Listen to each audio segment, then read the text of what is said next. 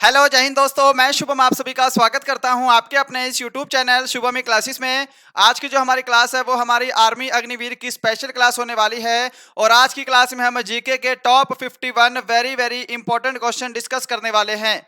ये सभी जो प्रश्न है ये ना सिर्फ आपके आर्मी एग्जाम में बल्कि विभिन्न डिफेंस एग्जाम में कई बार पूछे जा चुके हैं। सभी प्रश्न यहाँ पर मैंने इंपॉर्टेंट और सिलेक्टेड ऐड किए हैं।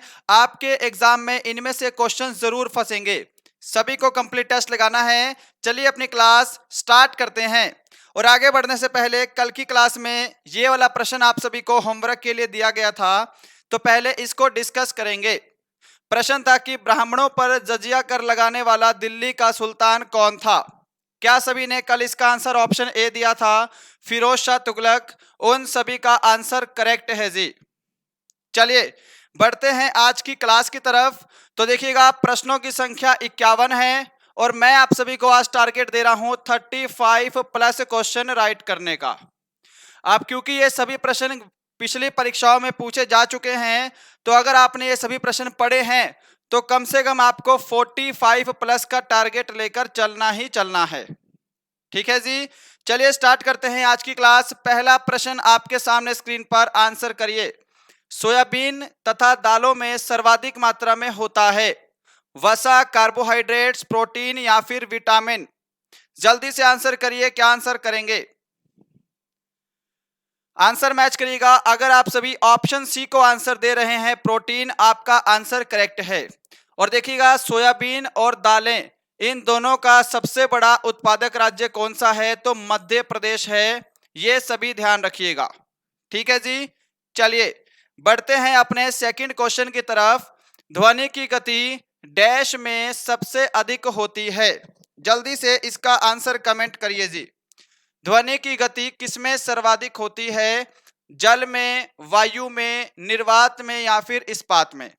और देखिएगा आज की जो क्लास है ये रिकॉर्डेड है, तो प्लीज कमेंट बॉक्स में ये कमेंट मत करिएगा कि मेरा नाम ले लीजिए। ठीक है, अपना टेस्ट लगाइए और लास्ट में सभी का स्कोर मुझे कमेंट बॉक्स में चाहिए कि इन 51 प्रश्नों में आपने कितने क्वेश्चन करेक्ट किए हैं। देखिए ध्वनि को गति करने के लिए किसी न किसी माध्यम की आवश्यकता होती है, तो ध्वनि की जो गति है वो सबसे अधिक ठोस में होती है। ठीक है, यहाँ पे ऑप्शन डी आपका करेक्ट आंसर रहेगा, स्टील। जिन्होंने ऑप्शन डी को आंसर दिया है उनका आंसर करेक्ट है जी। नेक्स्ट देखिएगा क्वेश्चन नंबर थर्ड आपके सामने। ये क्वेश्चन कई बार एग्जाम में पूछा गया है। हाइड्रोलिक ब्रेक किसके सिद्धांत पर कार्य करती है? पास्कल के सिद्धांत पर, न्यूटन, आर्किमिडीज या फिर संवेग संरक्षण के सिद्धांत पर? दीजिए आंसर, क्या आंसर करेंगे? हाइड्रोलिक ब्रेक किसके सिद्धांत पर काम करती है? आंसर मैच करिए जो ऑप्शन ए को बता रहे हैं। पास्कल का सिद्धांत, उनका आंसर करेक्ट है जी। न्यूटन के सिद्धांत आप सभी को पता है। आर्किमिडीज का सिद्धांत क्या है? जल के प्लवन वेग से संबंधित है। इसको उत्प्लावकता का सिद्धांत भी कहा जाता है। आगे देखिए, किस अम्ल को रसायनों का सम्राट कहा जाता है? ऑक्सैलिक अम्ल, सल्फ्यूरिक अम्ल, नाइट्रिक अम्ल या फिर हाइड्रोक्लोरिक अम्ल? जल्दी आंसर करिएगा। विच acid is called king of chemical? क्या आंसर कर रहे हैं? जल्दी आंसर करिए, आंसर मैच करिए जी। रसायनों का सम्राट कहा जाता है सल्फ्यूरिक एसिड को। ऑप्शन बी आपका राइट आंसर है जी। सल्फ्यूरिक एसिड का फॉर्मूला होता है H2SO4, ये भी ध्यान रखिएगा। आगे चलें, आगे देखिए क्वेश्चन नंबर 5 है, लोहे का शुद्धतम रूप कौन सा है? ये क्वेश्चन भी बहुत बार एग्जाम्स में पूछा गया है। सभी का आंसर सही आना चाहिए। ढलवा लोहा, पिटवा लोहा, इस्पात या इनमें से कोई नहीं? लोहे का शुद्धतम रूप कौन सा है?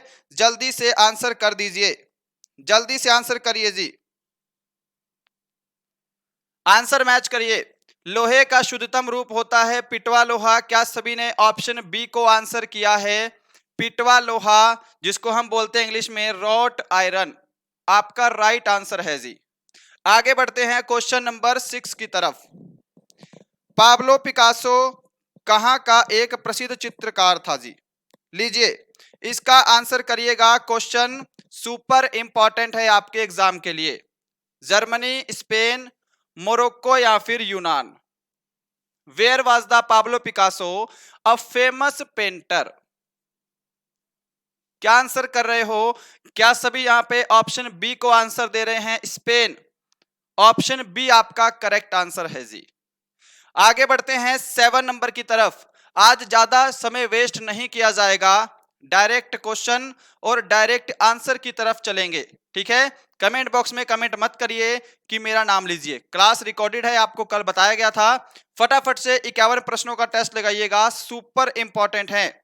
इनमें से आपके एग्जाम में क्वेश्चन बनेंगे ही बनेंगे। देखिए, हवाई जहाज के ब्लैक बॉक्स का रंग होता है।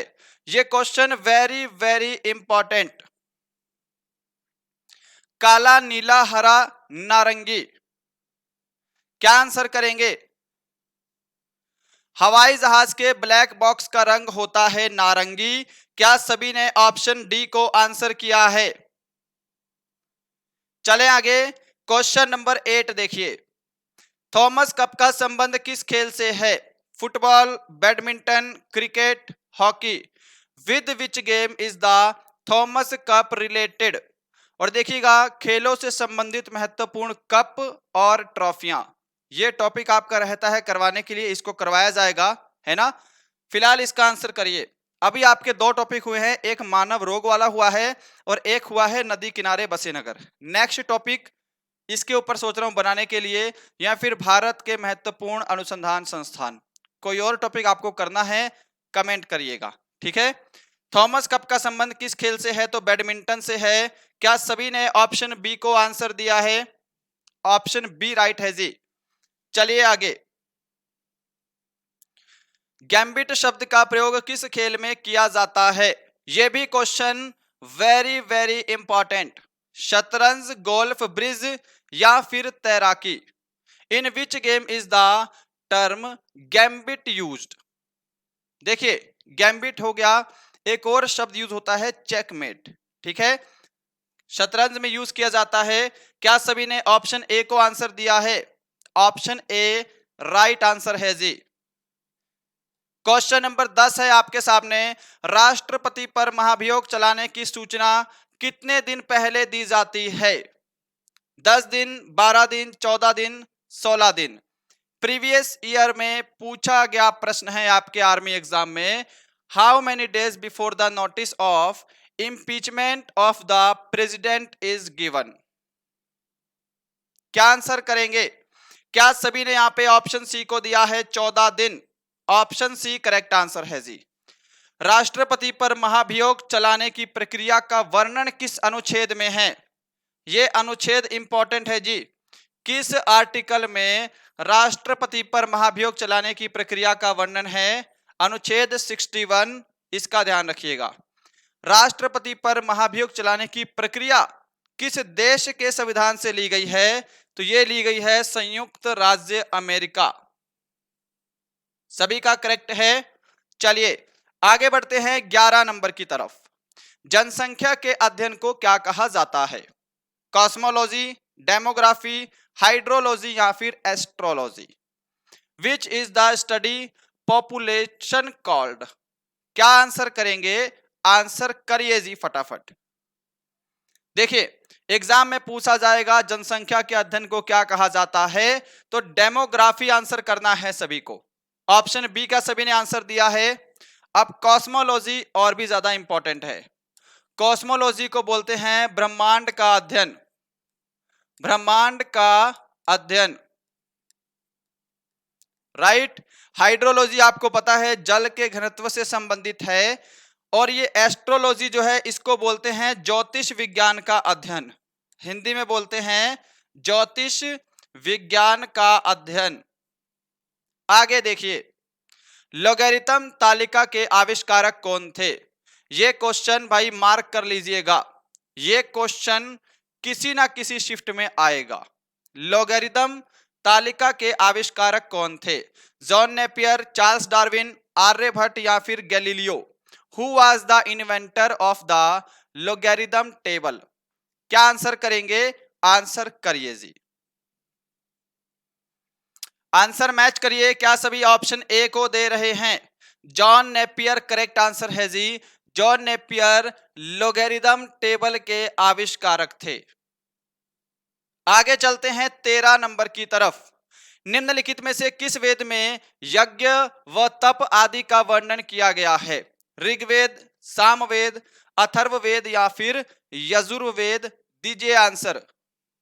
इन which of the following Vedas yajna and tapa ETC have been described? English में शायद कुछ और भी बोलते हो, है ना, ये ट्रांसलेट किया है गूगल से तो मिस्टेक हो जाती है इसमें। देखिए, ये जो भी ऑप्शन डी को दे रहे हैं यजुर्वेद, उनका आंसर करेक्ट है जी। ऋग्वेद भारत का सबसे प्राचीन वेद है, ये सभी को पता है ना, सबसे एंशियंट वेद है। सामवेद के अंदर संगीत का वर्णन मिलता है जी, ये भी क्वेश्चन एग्जाम में आ चुका है कि संगीत का वर्णन किस वेद में किया गया है, तो सामवेद में किया गया है। ठीक है। अथर्ववेद के अंदर क्या है? जादू टोने इत्यादि का वर्णन किया गया है। एक क्वेश्चन और बनता है कि स्वामी विश्वामित्र ने किस वेद से गायत्री मंत्र लिया है? तो ऋग्वेद से। हमारे राष्ट्रीय प्रतीक अशोक चक्र में कितनी तीलियां होती हैं? और मुझे नहीं लगता कि ये वाला क्वेश्चन कोई गलत करेगा और इसमें ज्यादा समय आपको देना चाहिए। इसका आंसर है ऑप्शन बी, अशोक चक्र में टोटल 24 तीलियां होती हैं। ऑप्शन बी राइट है जी। 15 देखिए डायरेक्ट। भारत का सर्वोच्च नागरिक पुरस्कार भारत रत्न की शुरुआत कब हुई? सुपर इंपॉर्टेंट है जी। 1954, 51, 58 या फिर 1901? When was the India's highest civilization award Bharat Ratna established? दीजिए जी जल्दी से आंसर, क्या आंसर करेंगे? और भारत रत्न सबसे पहले किस व्यक्ति को मिला, ये भी कमेंट कर दीजिए। आप देखिए, भारत का सर्वोच्च नागरिक पुरस्कार भारत रत्न की शुरुआत 1954 में हुई है। यहां पर आपका ऑप्शन ए करेक्ट आंसर है। अब इससे रिलेटेड आपके 2 से 3 क्वेश्चन बनते हैं। सबसे पहले, भारत रत्न किस तिथि को दिया जाता है? तो राष्ट्रपति द्वारा 26 जनवरी को भारत रत्न प्रदान किया जाता है। ये ध्यान रखिएगा जी, ये डेट इंपॉर्टेंट है। ठीक है। सबसे पहले भारत रत्न किसको मिला? तो 1954 में जब भारत रत्न की शुरुआत हुई थी तो सबसे पहले यह मिला था राधा कृष्ण सर्वपल्ली को, राधा कृष्ण सर्वपल्ली को। और 1954 में ही 2 व्यक्तियों को और मिला था। टोटल 3 लोगों को मिला था। एक मिला था सी राजगोपालाचारी, चक्रवर्ती राजगोपालाचारी, राइट। और दूसरा मिला था सीवी रमन को। किसको मिला था जी? सीवी रमन को मिला था। तो इन तीनों लोगों को दिया गया था, परंतु सबसे पहले सर्वपल्ली राधाकृष्णन जी को मिला था। यह ध्यान रखिएगा। आगे बढ़ते हैं नेक्स्ट प्रश्न की तरफ। आपके सामने लिग्नाइट किसका एक प्रकार है? लोहा, एल्यूमिनियम, कोयला, चूना पत्थर? Lignite is a type of. क्या आंसर करेंगे? जल्दी से आंसर कर दीजिए। देखिए ध्यान से, लिग्नाइट को भूरा कोयला कहा जाता है। क्या बोला जाता है? भूरा कोयला, यानी कि ब्राउन कोल। तो ये क्या है? कोयले का प्रकार है। ऑप्शन सी करेक्ट आंसर है जी। ठीक है। अब इसी कोयले में एक कोयला आता है एंथ्रासाइट कोयला। क्या बोलते हैं जी? एंथ्रासाइट कोयला। इससे क्वेश्चन बनता है कि सर्वोच्च कोटि का कोयला कौन सा है, सबसे अच्छी क्वालिटी का कोयला? तो ये है एंथ्रासाइट कोयला। बेस्ट क्वालिटी का कोयला कौन सा है? तो एंथ्रासाइट कोयला है। 17 नंबर देखिएगा। राजा राम मोहन राय को किसने युगदूत कहा था? महात्मा गांधी, जवाहरलाल नेहरू, सरदार पटेल या फिर सुभाष चंद्र बोस? आंसर कर दीजिए। Who called the Raja Ram Mohan Roy as the messenger of the age? क्या आंसर करेंगे? जल्दी से आंसर करिए। ऑप्शन आपके सामने अवेलेबल हैं। आंसर मैच करिएगा। जो ऑप्शन डी को बता रहे हैं सुभाष चंद्र बोस, उनका आंसर राइट है जी। सभी ने ऑप्शन डी को दिया है। आगे बढ़ते हैं क्वेश्चन नंबर 18 की तरफ। अमीर खुसरो किस सुल्तान का दरबारी कवि था? ये क्वेश्चन वेरी वेरी इंपॉर्टेंट। जितने भी प्रश्न लिए हैं ये विभिन्न डिफेंस एग्जाम्स में पिछली परीक्षाओं में पूछे गए हैं। इसके अंदर आपके 90% जो क्वेश्चन हैं ये आपके आर्मी में पूछे गए हैं। बाकी जो 10-15% बचते हैं वो आपके सीआरपीएफ, सीआईएसएफ ऐसे विभिन्न एग्जाम में आ चुके हैं। सभी प्रश्न यहाँ पे इंपॉर्टेंट है, टेस्ट सभी को कंप्लीट लगाना है। देखिए, अमीर खुसरो जो है यह अलाउद्दीन खिलजी के दरबारी कवि थे। ऑप्शन बी करेक्ट आंसर है जी। क्या सभी ने ऑप्शन बी को दिया है? आगे बढ़ते हैं नेक्स्ट क्वेश्चन की तरफ। टाइफाइड मानव शरीर के किस अंग को प्रभावित करता है?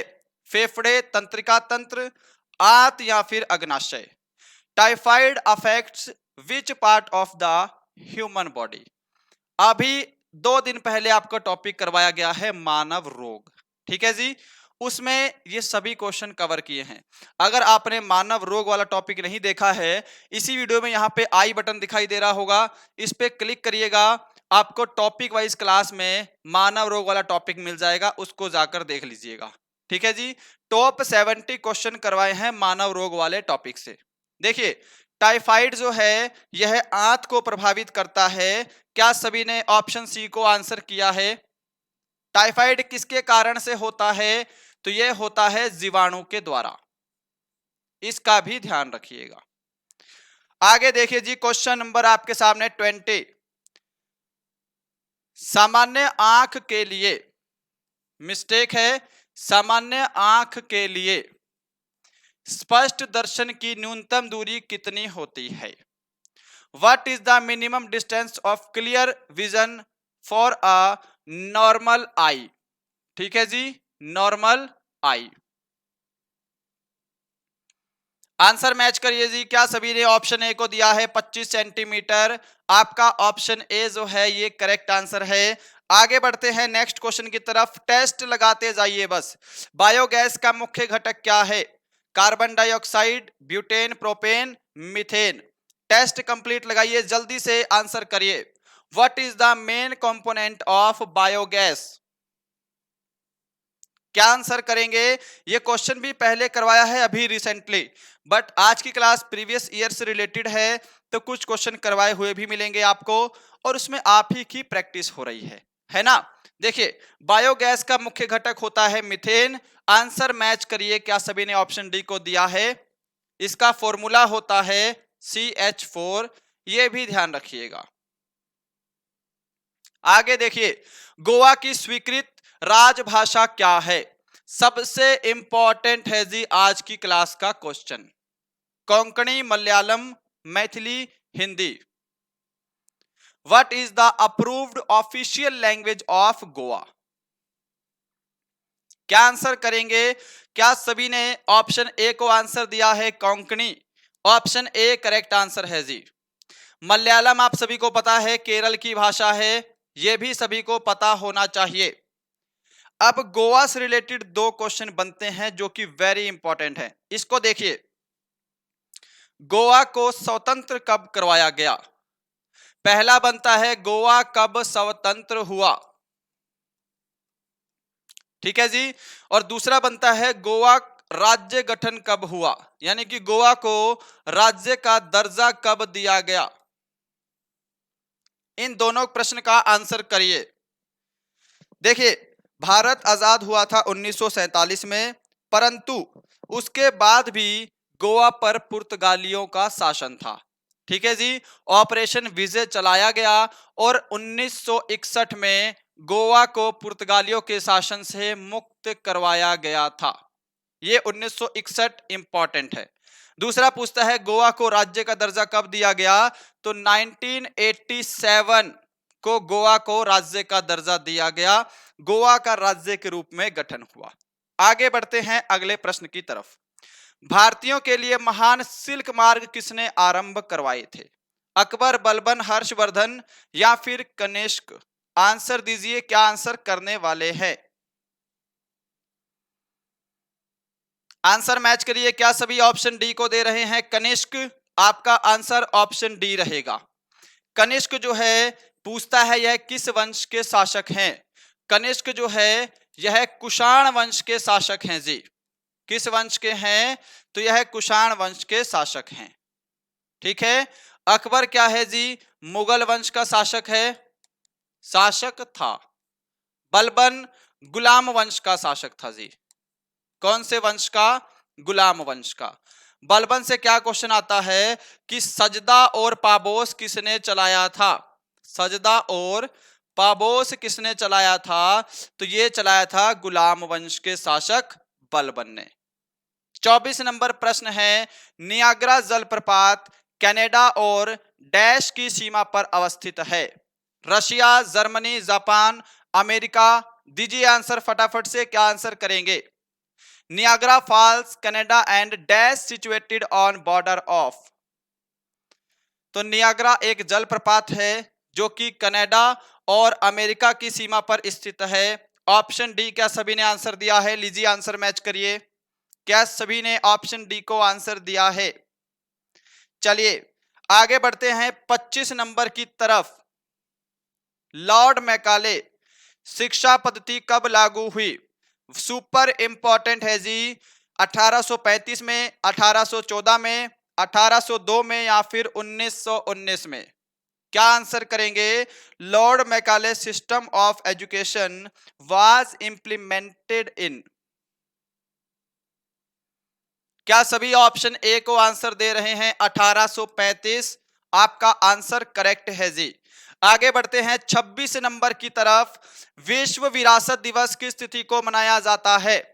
महत्वपूर्ण दिवस वाला भी आपको टॉपिक करवाया जाएगा एग्जाम से पहले। ठीक है, शायद मंडे को यही टॉपिक ले लिया जाए, भारत और अंतरराष्ट्रीय महत्वपूर्ण दिवस। ठीक है, इंपॉर्टेंट है ये topic. On which date the World Heritage Day is observe? तो ये है जी विश्व विरासत दिवस 18 अप्रैल को मनाया जाता है। ऑप्शन डी करेक्ट आंसर है आपका। 5 जून को कमेंट भी करिए, साथ साथ इनके आंसर पता है कमेंट करिए। 5 जून को विश्व पर्यावरण दिवस मनाया जाता है। विश्व पर्यावरण संरक्षण दिवस मनाया जाता है। ठीक है जी। 11 जुलाई को क्या मनाया जाता है? विश्व जनसंख्या दिवस, वर्ल्ड पॉपुलेशन डे। विश्व जनसंख्या दिवस। 5 सितंबर को मनाया जाता है राष्ट्रीय शिक्षक दिवस।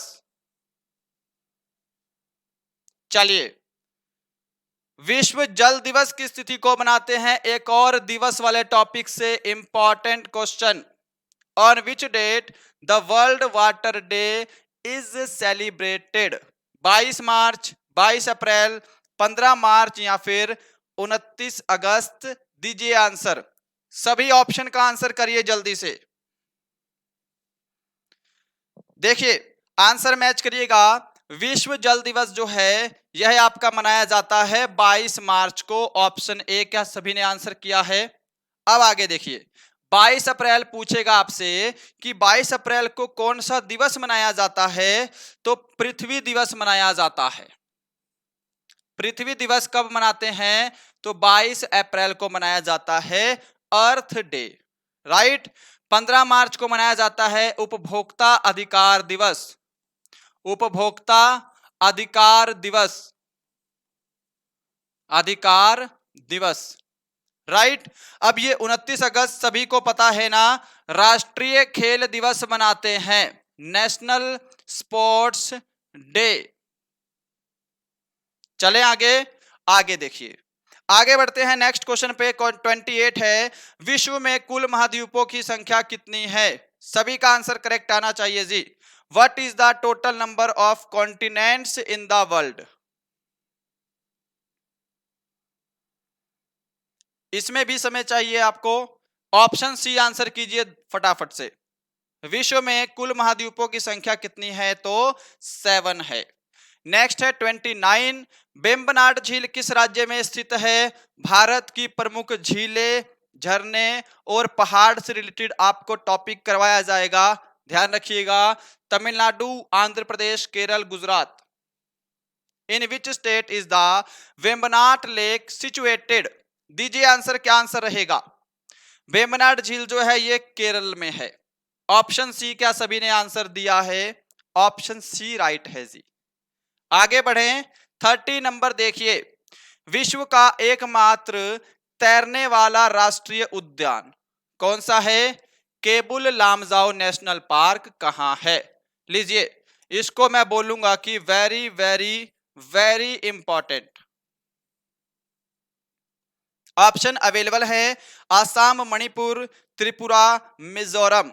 दीजिए answer, where is the world's only floating national park Keibul Lamjao national park located? Answer match करिए, सभी ने क्या ऑप्शन बी को दिया है? मणिपुर राइट आंसर है जी आपका। 31 नंबर देखिए, विश्व खाद्य संगठन का मुख्यालय कहां स्थित है? Geneva, New York, Paris, Rome. Very important, where is the headquarter of World Food Organization located? दीजिए आंसर। सेशन को अभी तक आपके द्वारा लाइक नहीं किया गया है, लाइक जरूर करिएगा। यदि आपको लगता है हमारा चैनल आपके लिए हेल्पफुल है, सभी को शेयर करना है जी, जितने आपके ग्रुप हैं। और सब्सक्राइब नहीं किया है अभी तक तो सब्सक्राइब करके बेल आइकन दबाइएगा। डेली सुबह हमारी क्लास जो है वो 10 बजे होती है जीके जीएस की, कभी जीके और कभी जीएस, और शाम को 5 बजे हमारी जो है मैथ की क्लास चल रही है topic wise. Kuldeep sir class लेते हैं आपकी टॉपिक वाइज शाम को 5 बजे इसी चैनल पे, तो जुड़ना ना भूलें। ठीक है जी, चलिए इस प्रश्न का आंसर करिए फटाफट से। क्या आंसर करने वाले हैं? जल्दी से आंसर करिए। विश्व खाद्य संगठन का मुख्यालय कहां है? तो क्या सभी ने ऑप्शन डी को दिया है? रोम। आपका आंसर करेक्ट है जी। अब देखिए, जिनेवा क्या है? WTO, वर्ल्ड ट्रेड ऑर्गेनाइजेशन, यानी कि विश्व व्यापार संगठन, और WHO, इन दोनों का हेडक्वार्टर जिनेवा में है। WHO की स्थापना 1948 में हुई थी, WTO की स्थापना 1995 में। यह इंपॉर्टेंट है। न्यूयॉर्क में क्या है जी? यूनिसेफ का मुख्यालय। किसका मुख्यालय? यूनिसेफ का हेडक्वार्टर है। साथ में यूएनओ का भी हेडक्वार्टर कहां पे है? तो न्यूयॉर्क में है। पेरिस में क्या है? यूनेस्को का मुख्यालय है जी। यूनेस्को का हेडक्वार्टर कहां है? तो ये आपका पेरिस में है। आगे बढ़ें, चलिए 32 नंबर देखिए, सबसे छोटा महाद्वीप कौन सा है? Europe, Australia, Antarctica, Asia. Which is the smallest continent? सबसे छोटा महाद्वीप है आपका ऑस्ट्रेलिया। क्या सभी ने ऑप्शन बी को आंसर दिया है?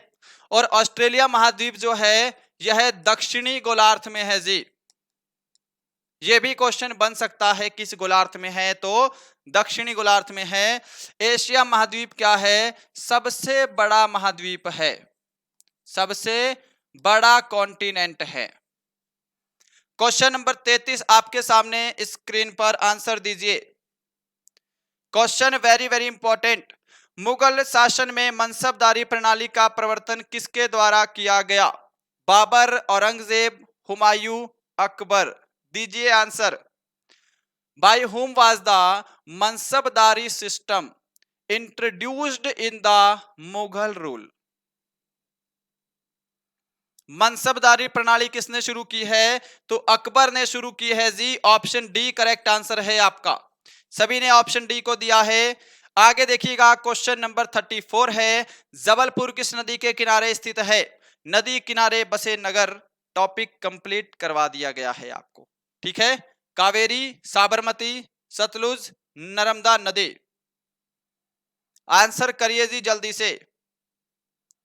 देखिए, जबलपुर जो है यह नर्मदा नदी के तट पर बसा है। ऑप्शन डी, क्या सभी ने आंसर दिया है? तिरुचिरापल्ली शहर कावेरी नदी पर है। कौन सा शहर है? तिरुचिरापल्ली। साबरमती नदी के तट पर बताया गया है।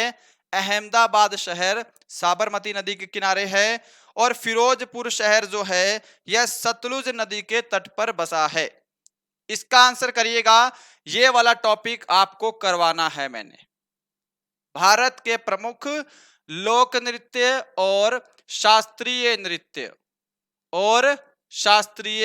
नृत्य ये इंपॉर्टेंट है जी, है ना। देखिए, पनिहारी किस राज्य का प्रमुख लोक नृत्य है? हरियाणा, पंजाब, राजस्थान या फिर गुजरात? दीजिए answer. Panihari is the main folk dance of which state? Answer match करिएगा। क्या सभी यहाँ पे ऑप्शन सी को दे रहे हैं? राजस्थान आपका आंसर करेक्ट है जी। राजस्थान से एक और नृत्य फेमस है जो बोलते हैं घूमर नृत्य, ठीक है जी। हरियाणा में जो नृत्य किया जाता है धमाल, इससे क्वेश्चन बनता है धमाल नृत्य कहां होता है? तो हरियाणा में। पंजाब से क्या क्वेश्चन बनता है? गिद्दा और भांगड़ा। गिद्दा व भांगड़ा किस राज्य का नृत्य है? तो ये है पंजाब का। और गुजरात से क्या है जी? गरबा और डांडिया। गरबा व डांडिया। और भी बहुत सारे नृत्य हैं इस राज्य से, परंतु लिखवाए वही हैं जो एग्जाम में पूछे जाते हैं। 36 नंबर देखिए, एलिफेंटा जलप्रपात कहां है? Most important, Mizoram, Manipur, Assam, Meghalaya. Where is Elephanta falls located? यहां पर दो क्वेश्चन देता हूं आपको। देखिए, एलिफेंटा जलप्रपात, एक और आता है एलिफेंटा पास।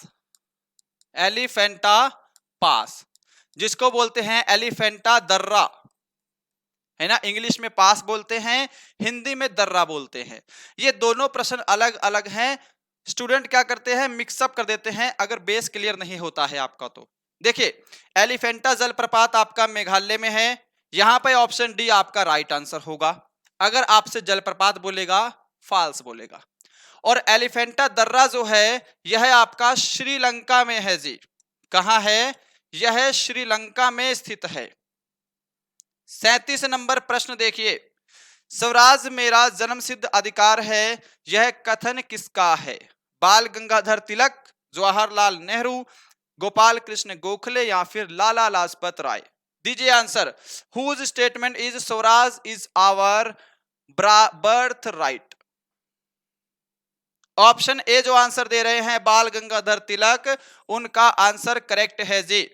लास्ट में मुझे सभी का स्कोर कमेंट बॉक्स में चाहिए कि 51 प्रश्न में आपने कितने क्वेश्चन करेक्ट किए हैं। लास्ट के बस 14 क्वेश्चन बचते हैं। मोटर वाहन चालक पीछे की वस्तु देखने के लिए किस दर्पण का प्रयोग करते हैं? उत्तल दर्पण, अवतल दर्पण, समतल दर्पण या इनमें से कोई नहीं? आंसर कर दीजिए फटाफट से। क्या आंसर करने वाले हैं? देखिए, मोटर वाहन चालक पीछे का दृश्य देखने के लिए उत्तल दर्पण का प्रयोग करते हैं। जो गाड़ियों में साइड मिरर लगा होता है ना, साइड मिरर जो होता है वो उत्तल दर्पण का होता है, कन्वेक्स मिरर का। और अवतल दर्पण जो है गाड़ियों की हेडलाइट्स में प्रयोग किया जाता है।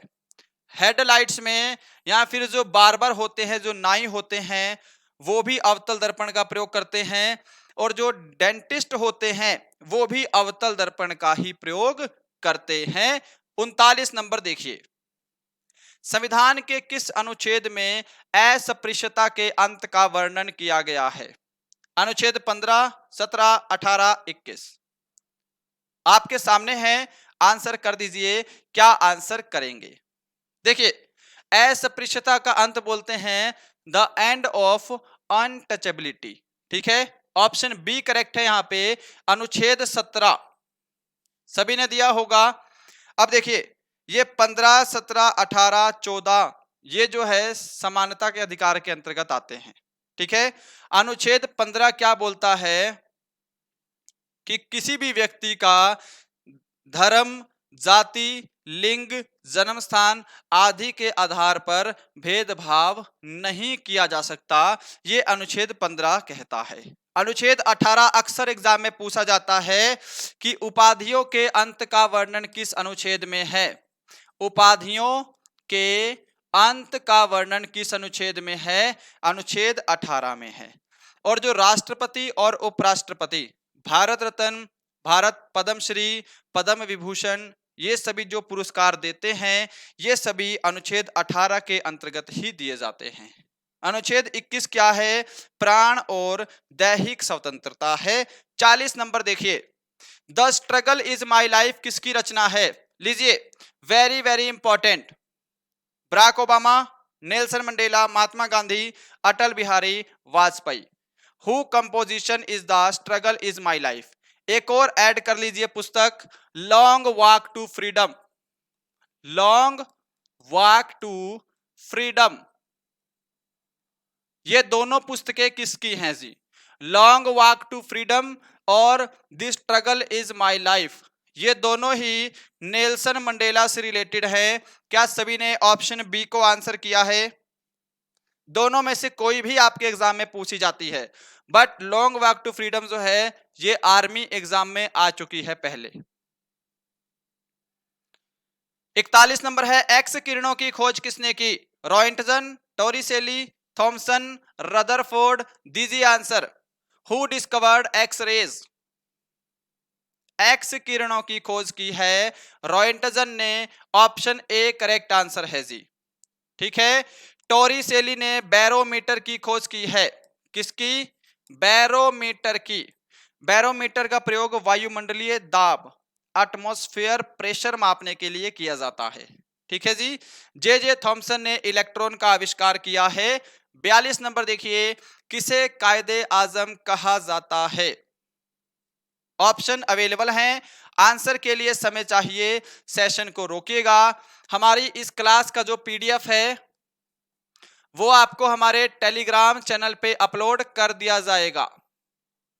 ठीक है जी। टेलीग्राम चैनल का लिंक इसी वीडियो के डिस्क्रिप्शन में दिया हुआ है। पुरानी जितनी भी पीडीएफ थी वो मैंने सारी की सारी कल टेलीग्राम चैनल पे अपलोड कर दी हैं। इसका पीडीएफ इवनिंग में आपको टेलीग्राम पर मिल जाएगा। कभी कभी क्या है जी, लिंक से टेलीग्राम ज्वाइन नहीं हो रहा है। ठीक है। टेलीग्राम पर अगर सर्च भी करेंगे शुभम ई क्लासेस तो भी आ जाएगा। कायदे आजम बोला जाता है मोहम्मद अली जिन्ना को। जिन्होंने ऑप्शन ए को आंसर दिया है उनका आंसर करेक्ट है जी। खान अब्दुल गफ्फार खान को बोला जाता है सीमांत गांधी। क्या बोलते हैं? सीमांत गांधी कहा जाता है। आगे चलें, आगे देखिए, क्वेश्चन नंबर 43 है, भारत का बगीचा किस शहर को कहा जाता है? लखनऊ, नई दिल्ली, अल्मोड़ा, बेंगलुरु। जल्दी आंसर कर दीजिए। Which city is called the garden of India? यह कहा जाता है बेंगलुरु को। ऑप्शन डी क्या सभी आंसर दे रहे हैं? बेंगलोर को भारत का बगीचा भी कहते हैं। आगे बढ़ते हैं 44 नंबर की तरफ। किसे हजार झीलों की भूमि कहा जाता है? थाईलैंड, फिनलैंड, इंडोनेशिया या फिर स्विट्जरलैंड। दीजिए आंसर, क्या आंसर करेंगे? Which is also known as the land of thousands districts. 3-4 प्रश्न कवर करवा देते हैं। देखिए, हजार झीलों की भूमि, एक क्वेश्चन बनता है हजार हाथियों की भूमि। हजार हाथियों की भूमि। एक क्वेश्चन और बनता है इसी से, सफेद हाथियों का देश। सफेद हाथियों का देश। लीजिए, तीनों प्रश्न का आंसर कर दीजिए। हजार झीलों की भूमि कहा जाता है फिनलैंड को। यह ऑप्शन बी करेक्ट है जी। हजार हाथियों का देश, हजार हाथियों की भूमि जिसको बोलते हैं लैंड्स ऑफ थाउजेंड्स एलिफेंट, वो किसको बोलते हैं? तो ये बोला जाता है लाओस को। कौन सी कंट्री है? लाओस है जी। ठीक है। अब आगे देखिए, नेक्स्ट जो है आपका सफेद हाथियों का देश, तो ये बोला जाता है आपका थाईलैंड। चले आगे, आगे बढ़ते हैं नेक्स्ट पर। 45 नंबर, विद्युत मोटर विद्युत ऊर्जा को किस में रूपांतरित करते हैं? आंसर करिए जल्दी से, क्या आंसर करेंगे? Electric Motors converts electrical energy into. सौर ऊर्जा, रासायनिक ऊर्जा, यांत्रिक ऊर्जा या फिर प्रकाश ऊर्जा? देखिए, विद्युत मोटर जो है यह विद्युत ऊर्जा को यांत्रिक ऊर्जा में कन्वर्ट करती है। Option C. क्या सभी आंसर दे रहे हैं? आंसर मैच करिए। बढ़ते हैं 46 नंबर की तरफ। हॉकी की प्रत्येक टीम में खिलाड़ियों की कुल संख्या कितनी होती है? सुपर इंपॉर्टेंट और सिंपल प्रश्न है जी। What is the number of players in each hockey team? Hockey के साथ साथ कौन सी है जी? क्रिकेट। क्रिकेट के साथ साथ फुटबॉल। इन सभी के अंदर प्रत्येक पक्ष में 11 खिलाड़ी होते हैं। यह ऑप्शन सी करेक्ट आंसर है। 4 होते हैं आपके पोलो में, ठीक है जी। 9 किसमें होते हैं? 9 होते हैं बेसबॉल में। बेसबॉल के प्रत्येक पक्ष में खिलाड़ियों की संख्या 9 होती है। और एक और खो खो खेल है जो कि लोकल खेला जाता है, इसमें भी, ठीक है। इसके साथ साथ वाटर पोलो भी ध्यान रखिएगा। 47 नंबर देखिए, मेगास्थनीज किसके शासनकाल में भारत आया था? In whose reign did Megasthenes came to India? Bindusara, Harshavardhana, Mohammad bin Tughlaq, Chandragupta Maurya? ये क्वेश्चन कल करवाया गया है हिस्ट्री की क्लास में, तो ये गलत नहीं होना चाहिए। देखिए, मेगास्थनीज जो है यह सेल्यूक्स निकेटर का राजदूत था। सेल्यूक्स निकेटर का राजदूत था। यह क्वेश्चन एग्जाम में बनता है। सेल्यूक्स निकेटर का क्या था जी? राजदूत था। इसी के कहने पर मेगास्थनीज जो है यह चंद्रगुप्त मौर्य के शासनकाल में भारत आया था। ऑप्शन डी करेक्ट है। मेगास्थनीज की पुस्तक कौन सी है? इंडिका है, जो कि एग्जाम में पूछी जाती है, ठीक है जी। अब देखिए, हर्षवर्धन के शासनकाल में कौन भारत आया था? तो कौन आया था? हेनसांग। कौन था जी? हेनसांग हर्षवर्धन के शासनकाल में भारत आया था। और मोहम्मद बिन तुगलक भी इंपॉर्टेंट हो जाता है। मोरक्को का यात्री था इब्ने बतूता। कौन सा था जी? इब्न बतूता जो है यह मोरक्को का यात्री था और मोहम्मद बिन तुगलक के शासनकाल में भारत आया था। आगे बढ़ते हैं 48 की तरफ। किसे भारत में मसालों का बगीचा कहा जाता है? Jammu Kashmir, Gujarat, Maharashtra, Kerala? Which is called the garden of species in India? क्या आंसर करेंगे? जल्दी से आंसर कर दीजिए। आंसर मैच करिए। क्या सभी ने ऑप्शन डी को दिया है? केरल आपका करेक्ट आंसर है जी। केरल को मसालों का बगीचा कहते हैं। 49 नंबर क्वेश्चन है, पुस्तक मालगुडी डेज के लेखक कौन है? यह बुक जो है वेरी वेरी इंपॉर्टेंट है, कई बार एग्जाम में आ चुकी है जी। आर के नारायण, हरिवंश राय बच्चन, शूद्रक या फिर वात्स्यायन?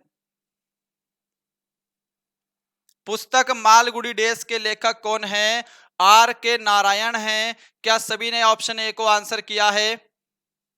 आगे देखिएगा, क्वेश्चन नंबर 50 है आज का सेकंड लास्ट प्रश्न। आगा खां कप किससे संबंधित है? सबसे इजी है जी, इसमें समय ही नहीं दिया जाएगा आपको आंसर करने के लिए। आगा खां कप का संबंध हॉकी से है। ऑप्शन सी करेक्ट है जी, राइट। क्वेश्चन नंबर 51 है आज का लास्ट क्वेश्चन। इसके बाद एक प्रश्न होमवर्क के लिए दिया है, इसको लेकर जाइएगा। पहले इसका आंसर दे दीजिए। पर्वतीय नगर दार्जिलिंग किस राज्य में स्थित है? Tamil Nadu, Maharashtra, Meghalaya, Paschim Bengal? In which state is the hill town of Darjeeling located? दीजिए आंसर। क्या आंसर करेंगे? क्या सभी ने ऑप्शन डी को दिया है पश्चिम बंगाल? ऑप्शन डी आपका राइट आंसर है जी। दार्जिलिंग जो है यह पश्चिम बंगाल में स्थित है। तो दोस्तों, ये थे आपके टॉप 51 जीके के मोस्ट इंपॉर्टेंट प्रीवियस ईयर में पूछे गए प्रश्न। जरूर बताइएगा आज का सेशन कैसा लगा है, हमारा पढ़ाया हुआ कैसा लगता है, और इन 51 प्रश्नों में आपने कितने क्वेश्चन करेक्ट किए हैं, राइट। ये क्वेश्चन होमवर्क का है, कल की क्लास में डिस्कस करेंगे। जौनपुर शहर के संस्थापक कौन थे? शेरशाह सूरी, अशोक, सिकंदर लोदी या फिर फिरोज शाह तुगलक? इसका आंसर कमेंट करिएगा। कल की क्लास में डिस्कस किया जाएगा। तो बताइएगा इन 51 प्रश्नों में कितने क्वेश्चन करेक्ट हुए हैं। सेशन को लाइक नहीं किया है, लाइक शेयर सब्सक्राइब जरूर करिएगा। ठीक है जी, मिलते हैं कल किसी और अच्छे सेशन में। तब तक के लिए जय हिंद, जय भारत।